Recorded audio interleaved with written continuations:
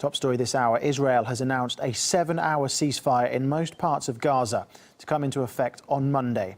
It comes after its forces shelled a UN school, even as reports were coming in that soldiers were withdrawing to Israel. The school shelling left at least 10 people dead. Bystanders say that many were queuing for food at the gates at the time of the strike.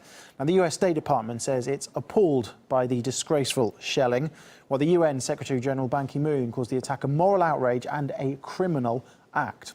The IDF had earlier signalled that it's winding down its operation along the border. Harry Fear reports from the heart of the conflict. Eyewitnesses say that the Israeli Air Force struck a motorcycle just outside of a preparatory boys' school in the Rafah city. We know that at least 10 Palestinians were injured. We believe all of them were civilians and at least 4 children. Now, the United Nations has, of course, condemned this attack, but the United Nations has made clear that historically and recently it's told Israel the precise location of this structure and the fact that in this school there are around 3,000 Palestinian civilians seeking refuge. Well, this is not the first time that a UN-run school shelter has been attacked in these almost 4 weeks of deadly conflict in Gaza. Just in the last couple of weeks, a handful of other schools have come under direct and indirect fire, killing scores of civilians. We've been catching up with some of those most severely injured in Gaza's burn unit in its main hospital. It's hard to fathom how such vast devastation can occur in 3 weeks of fighting. Thousands of homes damaged or destroyed, tens of thousands internally displaced, well over 1,000 killed. Inside Gaza's main hospital, in its burns unit, are a small fraction of the surviving injured. This girl, 3 years old, the Israelis demolished their house of this family. So we received the girl, her mother, 2 brothers with severe burns this morning. This woman is in a very severe condition, obviously. She is. She presented to us about 5 days ago with her son and her husband. Her son and husband died with severe, massive burns, and she's still surviving with a very critical condition. The doctors and nurses here look as stunned as the civilians who've survived in heavily bombarded areas.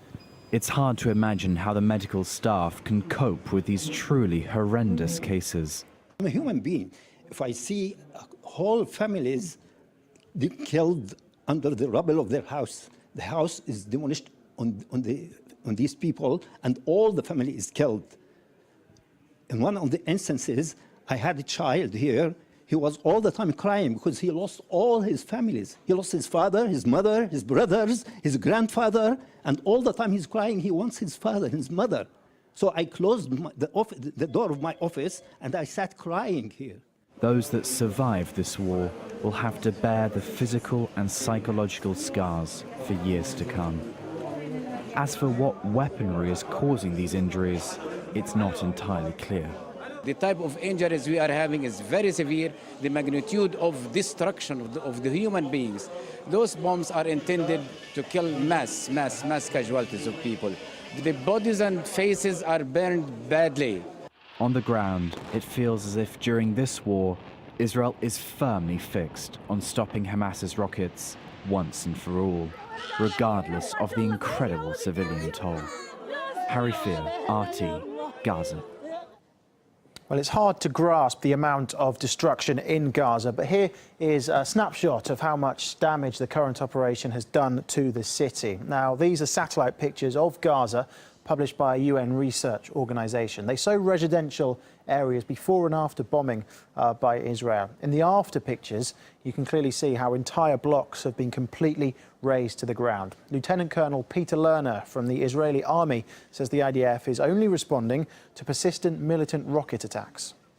Israel continues to be threatened by indiscriminate rockets that are launched by Hamas to Israel, even as we speak, even during the continued days, as we've seen in the last 3.5 weeks. They have continued to attempt to attack us through tunnels, and indeed we had the incident on Friday when two soldiers and then a third were killed in an attack coming out from a tunnel, and this is a repeating occurrence. Hamas, which has hundreds and hundreds of militants are exploiting the civilian arena. Just yesterday, I have an indication of an UNRWA school that for 11 times during the day, rockets were launched from specific location. So it's a huge challenge. It's something we are facing, but indeed we are determined to stop the attacks against Israel. I mean, isn't your response a bit disproportionate? Prime Minister Netanyahu says Hamas rulers would pay an intolerable price if they continue to fire rockets at Israel, and that all options are on the table. Then we have this huge